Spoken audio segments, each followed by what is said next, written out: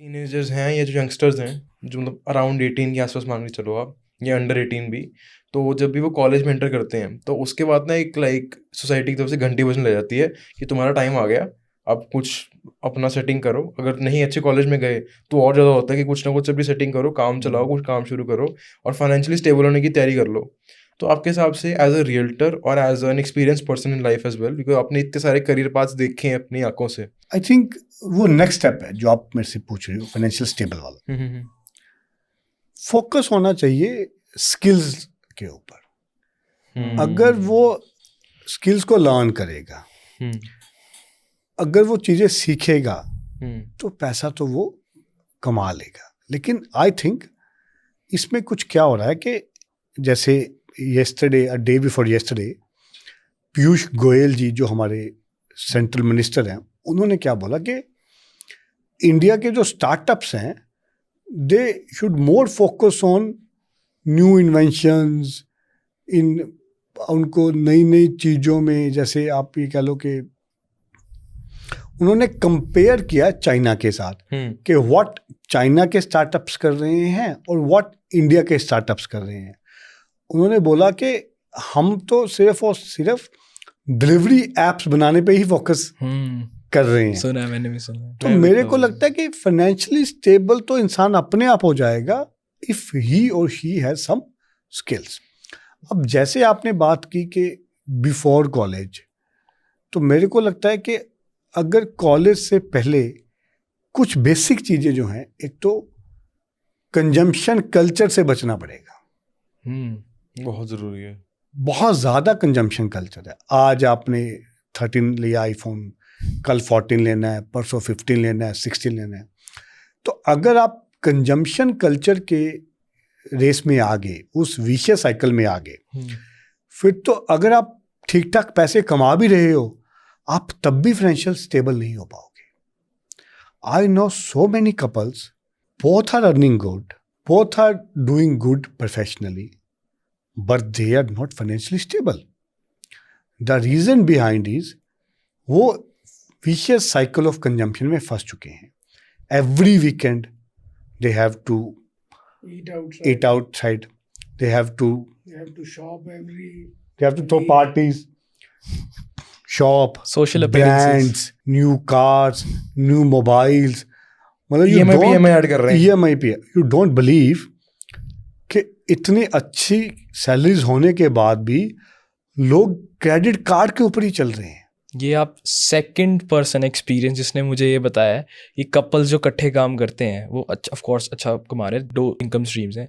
हमेशा ये होता है वो सोसाइटी नॉर्म्स के या फिर शो ऑफ के लिए, जो मर्जी रीज़न कह लो, वो खर्चे पे खर्चे पालते रहते हैं। इसका एक मेन रीज़न बताऊँ देखो क्या, और बिकॉज आप जॉब्स कर रहे हो, मतलब एक होता है कि आप जॉब से मान लो गवर्नमेंट जॉब कर रहे हो, वहाँ पे जितनी नहीं होती, बिकॉज गवर्नमेंट जॉब में ना थोड़े ज़्यादा डिसेंट लोग आते हैं। Very right. प्राइवेट जॉब के अंदर क्या होता है, कॉर्पोरेट में जो कल्चर है यही ज़्यादा है। कॉर्पोरेट में क्या होता है, हर कोई दिखाता है कि मेरे पास ज़्यादा है, जितना है उससे ज़्यादा। आई थिंक यहाँ पे ना पेरेंट्स का रोल भी काफ़ी बड़ा आता है। जैसे स्टार्टिंग से ही, जैसे किसी के छोटे बच्चे, हर पेरेंट्स चाहता है कि मैं अपने बच्चे को दुनिया का सारा कंफर्ट दे दूं। उसने मुंह से मांगे हैमलेस के टॉयज तो वो भी दिला दूं, वो मॉल में गया वहाँ जो भी मस्ती जोन, फन स्कूल जो भी है, जो गेम्स मांगी वो भी दिला दूं।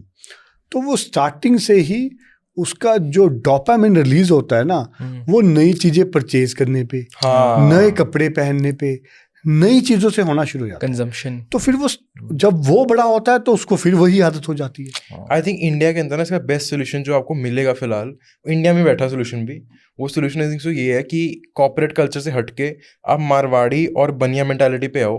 उससे बेटर सोल्यूशन नहीं है, बिकॉज मैंने देखा है बनिए जो महीने करोड़ों रुपए भी छाप रहे हैं ना, वो पैसे बेड में रख देंगे, वो खर्चते नहीं है फालतू के, जो ज़रूरत है वो वहाँ खर्चेंगे, कभी फालतू नहीं खर्चते। मैंने इतने लोग देखे हैं, ये मेरा खुद लाइव एग्जांपल है, मैंने कुछ लोग देखे हैं जो इसको पता है, मतलब इतना क्रेजी एग्जांपल है कि एक मैं नाम नहीं लूँगा ऑब्वियसली किसी का, कोई पता भी नहीं किसी को। एक तो ये बिल्कुल अंडर द प्रोफाइल रहते हैं, ये दिखाते कुछ नहीं है बट होता बहुत कुछ है। एक मेरे नोन है, तो उनके एक पापा के फ्रेंड ही है मेरे, तो उनके फादर की उस टाइम अनफॉर्चुनेटली डेथ होने वाली थी। बेटे को थोड़ा पास बुला के बोला कि हमारे पास इतना कुछ है एक्चुअल में, मैं फंड्स नहीं बोलूँगा कितने थे, हमारे पास एक्चुअली फंड्स हैं और ये इस तरह हमारे पास इस अकाउंट के अंदर पड़े हैं, वो बेटा ही शॉक हो गया। मतलब एक होता है कि बिकॉज मैक्सिमम लोग क्या करते हैं, वो पहले ही स्पेंड कर देते हैं सारा कुछ। नहीं, इसमें ना एक तो अच्छी बात है, देखिए इवेंचुअलिटी तो किसी के साथ भी हो सकती है। बिल्कुल। एक तो बात बिल्कुल ही क्लियर है कि जो भी आपके पास है, आपके पास कम है, आपके पास ज़्यादा है, एक परफेक्ट टाइम से पहले आप उस चीज़ को कभी भी अपने बच्चों को उस चीज़ का एक्सपोजर मत दीजिए। एक normal life with a minimalist, जो भी उनके साथ उनको चीज़ें दिला सकते हो, दिलानी है। देखो, आपने बच्चे को मना भी नहीं करना है, लेकिन आपने बहुत ज़्यादा भी नहीं दिलाना है। तो वही जो हमारे बुजुर्ग कहते थे कि जी हर चीज़ का बैलेंस होना चाहिए, बहुत सिंपल वो चीज़ है। तो अगर ऐसा बच्चा ग्रो होगा जिसको पैसे की वैल्यू पता होगी, उसके माँ बाप ने समझाया होगा कि भाई पैसा खर्च नहीं करना, पैसे को सेव करना है और फिर पैसे को इन्वेस्ट करना है, और कम चीज़ें बाय करके दी होंगी, उसको समझाना पड़ेगा बच्चे को कि आज अभी टॉय लिया, ये 10 मिनट की खुशी है। तो वही बच्चा बड़ा होकर भी फाइनेंशियली जल्दी स्टेबल होगा, चाहे वो मिडिल क्लास से है, चाहे वो पुअर क्लास से है, चाहे वो रिच क्लास से है। और जो हमारा क्वेश्चन था कि कैसे वो फाइनेंशियली स्टेबल हो, तो as my view point, be in the college anyone must focus on the skills, learning of the skills. क्या वो वैल्यू एडिशन कल को सोसाइटी में कर सकता है? अगर वो स्किल्स आगे वो वैल्यू एडिशन कर पाया, तो और उसकी परवरिश ऐसे हुई है कि खर्चा कम करना है, तो वो फाइनेंशियली बहुत जल्दी स्टेबल हो जाएगा।